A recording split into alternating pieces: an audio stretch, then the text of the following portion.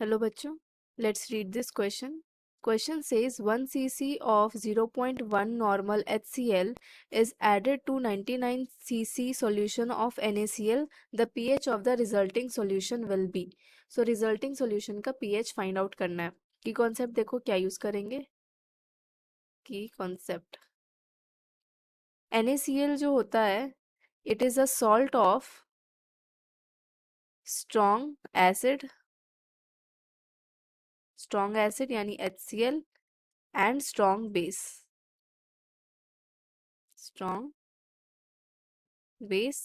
NaOH. तो ये कैसा होता है, न्यूट्रल होता है. स्ट्रॉन्ग एसिड स्ट्रॉन्ग बेस का जो सॉल्ट होता है वो न्यूट्रल होता है. सो ये न्यूट्रल है, इसके वजह से पीएच में कोई भी आपका कंट्रीब्यूशन नहीं होगा, इंक्रीज या डिक्रीज नहीं होगा, क्योंकि न्यूट्रल सॉल्यूशन का पीएच क्या होता है, 7 होता है. फर्दर HCl है आपके सॉल्यूशन में. HCl क्या होता है, ये स्ट्रॉन्ग एसिड है, तो जो भी पीएच में आपका चेंजेस आएगा वो स्ट्रॉन्ग एसिड HCl की वजह से आएगा, इसके वजह से आएगा. ठीक है. बट क्योंकि हमने कुछ अमाउंट आपका NaCl का भी इसमें मिक्स किया है, तो ओवरऑल सॉल्यूशन जो होगा उसका पीएच हमें फाइंड आउट करना है. तो यहाँ पे क्या यूज करेंगे, नॉर्मेलिटी. नॉर्मेलिटी का फॉर्मूला क्या होता है, normality is equals to molarity into valency factor. अब क्योंकि HCl आपका मोनो एसिडिक बेस है, सॉरी HCl आपका मोनो बेसिक एसिड है. क्या है, मोनो बेसिक एसिड, यानी कि ओनली 1 H प्लस आयन देगा. तो इसका वैलेंसी फैक्टर क्या हो गया, 1 हो गया. तो वैलेंसी फैक्टर 1 होने की वजह से यहाँ पे नॉर्मेलिटी क्या हो जाएगा, normality is equivalent to molarity in this case. ठीक है. यहाँ पे ये चीज हम यूज करेंगे. अब देखो सॉल्यूशन कैसे सॉल्व करेंगे. हाँ, फर्दर एक और चीज.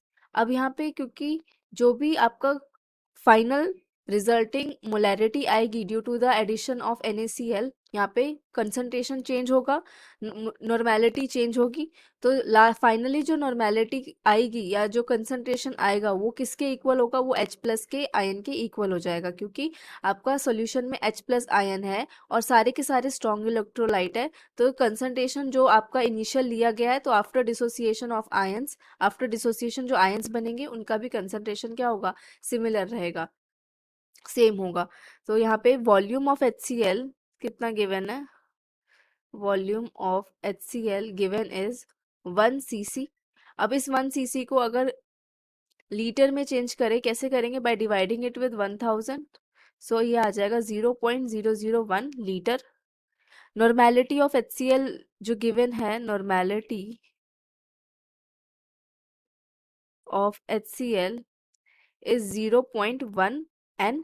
और मोलैरिटी क्या हो जाएगी, क्योंकि ये मोनोबेसिक एसिड है तो normality is equals to molarity है इस केस में. तो वो की कॉन्सेप्ट में ही बता दिया. सो मोलैरिटी क्या हो जाएगी, मोलैरिटी ऑफ HCl वो भी कितनी हो गई, 0.1 मोलर. नाउ मोलैरिटी को हम कैसे लिखते हैं, moles upon molarity of moles, molarity को हम लिखते हैं मोल्स डिवाइडेड बाय वॉल्यूम, और वॉल्यूम लीटर में होना चाहिए. तो मोल्स ऑफ HCl कितना आ जाएगा, moles of HCl molarity into volume 0.001, volume is in litre, तो ये आ गया मोल्स 10⁻⁻⁴ मोल. ये आ गया मोल्स ऑफ HCl. अब वॉल्यूम ऑफ सॉल्यूशन टोटल लिखना हो, कैसे लिखेंगे, टोटल वॉल्यूम ऑफ सॉल्यूशन ये किसके इक्वल आ जाएगा, volume of NaCl that is 99 cc plus volume of HCl कितना है, 1 cc. तो ये हो गया 100 cc. अब इस 100 cc को लीटर में चेंज करेंगे, कैसे, बाय डिवाइडिंग इट विद 1000. तो ये आ गया 0.1 लीटर. टोटल वॉल्यूम किसके आई है, 0.1 litre total volume of the solution. अब total volume of the solution आ चुका है एज NaCl. अब NaCl पीएच में तो कोई कंट्रीब्यूशन करेगा ही नहीं, क्योंकि उसके पास H प्लस देने को कुछ है ही नहीं. सो यहाँ लिख लो, मैं लिख देती हूँ, as NaCl is a salt, is a salt, so it will not contribute towards so it will not contribute towards pH of the solution, towards pH of the solution. वैसे भी ये क्या है, न्यूट्रल है, न्यूट्रल है तो pH pH में कोई कंट्रीब्यूट करेगा ही नहीं है ना, ये पहले ही बता दिया था। अब यहाँ पे बस रिजल्टिंग सॉल्यूशन का इसने क्या कर दिया, कंसंट्रेशन में चेंजेस ला दिए। Molality of solution, resulting solution क्या होगा, मोलैलिटी ऑफ रिजल्टिंग, मोलैरिटी, यहाँ मोलैलिटी नहीं मोलैरिटी है ये,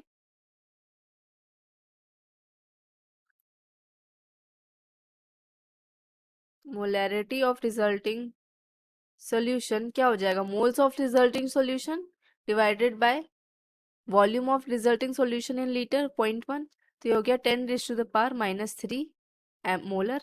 सो H प्लस कंसंट्रेशन कितना आ गया, जितना फाइनल सॉल्यूशन का मोलैरिटी है उतना आएगा। So pH is equals to minus log of H plus concentration, ये होता है।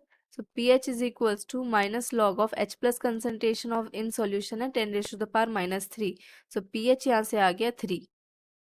This is the final answer. Now let's check which option is correct. B option is correct, that is 3. Hope you understood it well. Best of luck.